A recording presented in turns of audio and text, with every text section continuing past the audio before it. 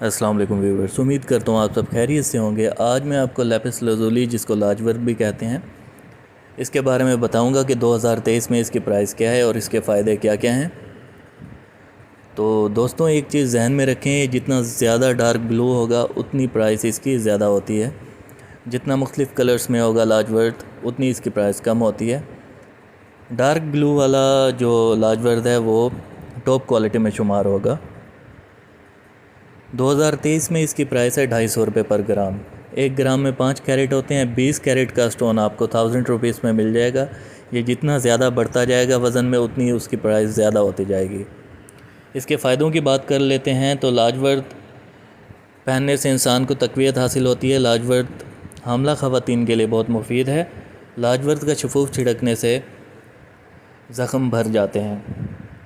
लाजवर्द पास हो तो जादू के असरात ज़ाइल हो जाते हैं। तो मिलते हैं इंशाल्लाह नेक्स्ट वीडियो में, तब तक के लिए अल्लाह हाफ़िज़ दोस्तों।